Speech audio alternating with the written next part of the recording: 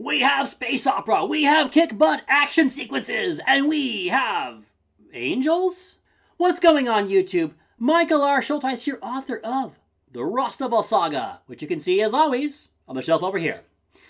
Today I'm coming at you with my review for Echoes of Angels, Book 1 of Sins of Angels by M.A. Larkin and J.S. Morin. This book is so cool.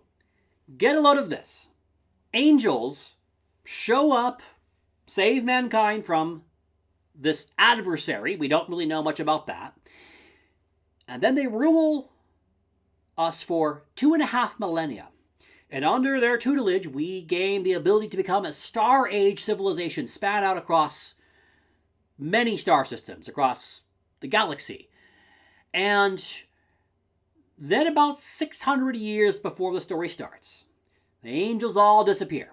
And they leave us with technology, with this thing called the conduit, which lets you go between worlds. And oh yeah, with their eugenics program that they did to us. Tinkering with mankind's genetics, making people with psychic abilities that pick up on emotions and thoughts, and others can, prophets, they can guide you through the conduit. You need this foresight. It's kind of a bit of a Dune vibe, but the spin is so original and so fascinating. So this is just a really fun space opera fantasy kind of a romp, and I just dig the premise and the setup. What about the characters? Well, that's actually another piece of good news. This is another strength of this book. We have Dr. Rachel Jordan. She is a thinker. She doesn't trust the commandments that the angels gave us. She wants mankind to break the mental shackles that bind us to these angels who ruled us for so long. And that means thinking for ourselves. That means really daring to push the boundaries of what they left us with. So her quest in the story, she's trying to find this book that is believed to be a lost... The angels give us these scriptures, and she thinks that this book is a lost one of those that has a bunch of forbidden knowledge and wisdom. So the thinking is, you find this, it changes our perspective on angels, on everything. And she goes to this planet called Gehenna. By the way, one really cool aspect of this book is all of the biblical references. There's all of these names that are excerpted from the Tanakh, the Hebrew Bible, the Old Testament. So the main kind of galactic empire is called Mizraim, Egypt. It's the Hebrew word for Egypt, and then there's this other rival group that are called the Asherans, like after Asherah, the Canaanite goddess. So it's just really fun. Dr. Rachel Jordan goes to Gehenna. It's a hell planet. There's volcanic activity. There's crap in the air. So she goes to Gehenna, looking for this book. Trouble is, other people want it too.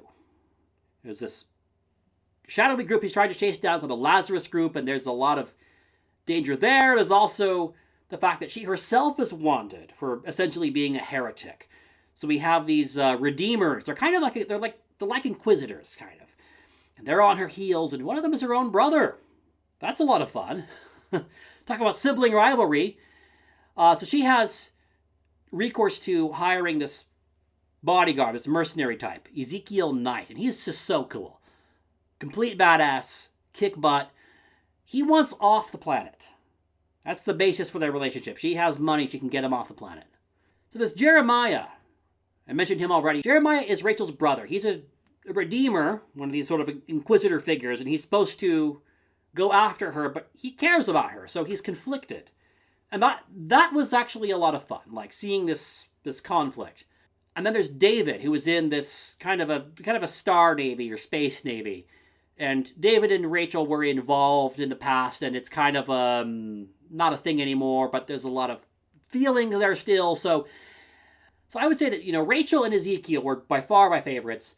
I would say Jeremiah adds to the story, and so does David. Maybe we'll get more in the sequel. I have book 2 already, so we'll see what happens with them. Now, the plot is another strength of this book. It is a fast-paced space opera that has a lot of questions and mysteries that propel you along. You want to know more. What's this secret? What's that? What's going on here? There's so much that you don't know, and it does an excellent job of just stringing you along. I got to find the next answer, the next piece of information that will help me to make sense of what's happening. And oh yeah, there's a lot of action along the way. A lot of really sleek action scenes, just really cool. Let me say another thing about the world building. I really appreciated it. It's really fun. It's really fascinating. There's this kind of almost a Blade Runner / Altered Carbon vibe a little bit, especially on the hellish planet of Gehenna. It feels like somewhere that Altered Carbon would have ended up if they had kept the show going. So I'll wrap this up. I have maybe 1,000 questions about what's going on with this whole thing. And that to me is actually a sign of how well put together this book was. This is a very satisfying read. I have to give it 4 out of 5 stars. This is a very enjoyable book. So who is this book for and who is it not for? Well, if you like space opera, and I mean you like action, you like well-drawn characters, you like some drama, some suspense, pick up this book. Totally for you. Maybe you like fantasy. There's a lot of fantasy here. There's a lot of kind of fantasy concepts, fantasy elements. I think if you like fantasy that's action and adventure oriented, again, with good characters, but with a strong focus on action and adventure, this is a great book for you. And if you like thrillers, this had kind of a thriller aspect for me. If you like fast-paced action, give it a try. I think you'll be very happy. Who is this book not for? Well, if you like hard science fiction, give it a pass. This is not hard science fiction. If you like really slow burn, just draw out that character development rich, this book may not be for you either. But that's it. I think, on the whole, if you like action-packed stories with a fantasy, science fiction vibe, give it a try. So how about you? Have you read Echoes of Angels? Do you want to read Echoes of Angels? Let me know down below. And hey, don't forget to like and subscribe. It really helps us to grow the channel. Thank you so much for watching, and I'll hope to catch you on the next one.